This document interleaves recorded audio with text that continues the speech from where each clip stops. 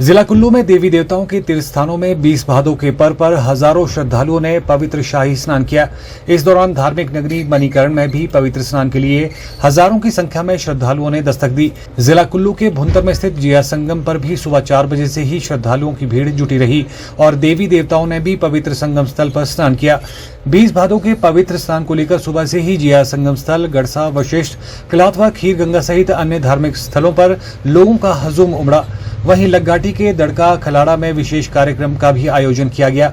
20 भादों के स्नान को लेकर मणिकर्ण स्थित राम मंदिर द्वारा विशेष व्यवस्था की गई थी और श्रद्धालुओं के रहने व खाने पीने का इंतजाम किया गया था। स्नान को पहुंचे श्रद्धालुओं की भारी भीड़ के चलते मंदिर परिसर में मेले जैसा माहौल बन रहा था और दिन भर श्रद्धालु गर्म पानी के कुंड में डुबकी लगाते रहे।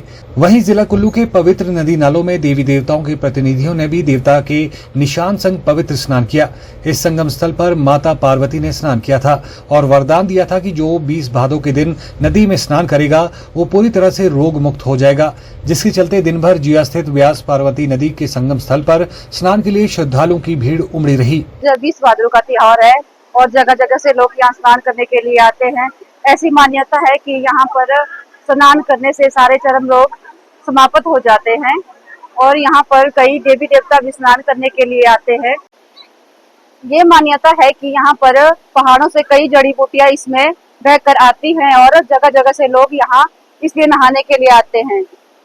इन नहाने से यहाँ पर कई चरम रोग समाप्त हो जाते हैं और जगह जगह से लोग यहाँ पर नहाने के लिए आते हैं। गढ़सघाटी में कोई महाराज भी भाद्रो है ना, तो आज बहुत बढ़िया होता है।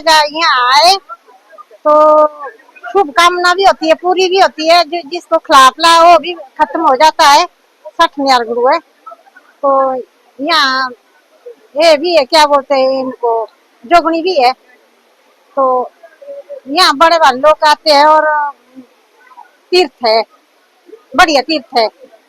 हाँ जी, चढ़ाते भाई मनोकामना भी पूरी होती है। आटा चढ़ाते हैं ना लोहे वाला देवता, इनको मतलब आटा चढ़ाते हैं, चुनरी चढ़ाते हैं और जो भी अपनी इच्छा है ना उसको यहाँ चढ़ाते हैं जैसा भी।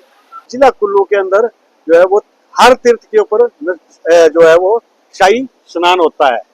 ये शाही स्नान का एक महत्व ये भी है कि इस समय हमारे जो जंगलों के ऊपर जो जोतों में जो है वो जड़ी बूटियां सारी पक कर के तैयार हो जाती हैं और बरसात के साथ उनसे जो औषधि रूप में जो गुण है वो सारा पानी में बह करके आता है, जो हमारे स्वास्थ्य के लिए जो है वो बड़ा लाभदायक है। की परंपरा जो है आज तक के इतिहास में हमने सुना है, जो जैसे 20 भादों को यहाँ नहाने आते हैं ना जी, यहाँ इस जल का जो है औषधीय गुण है।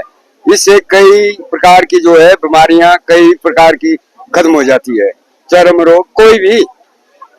और ये 20 भाद्रों लगभग हम तो बच्चे थे लेकिन हमने बहुत पर्व पहले से ही सुना है, क्योंकि अब लोग ज्यादा बढ़ चढ़ कर आ रहे हैं। पहले नहीं आते थे, बहुत कम आते थे, आने जाने की असुविधा थी या जो भी था।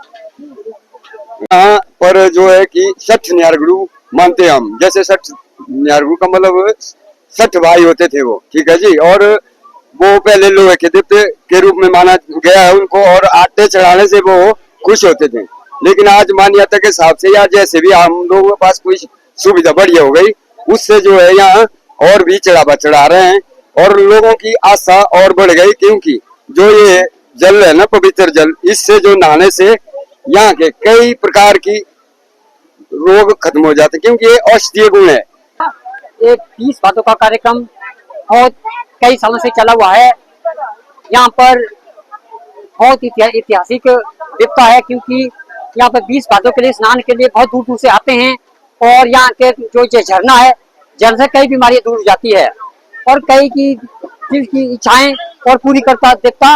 और साथ ही साथ में हमारे ज्येष्ठ का लक्ष्मण का देवता हर साल यहाँ आता है और कल शाम को आता है और 4 बजे साई स्नान करते हैं। कि ये मान्यता है कि मतलब यहाँ देवी देवते का स्थल है और यहाँ पे स्नान किया जाता है और भी भादों के लिए किया जाता है।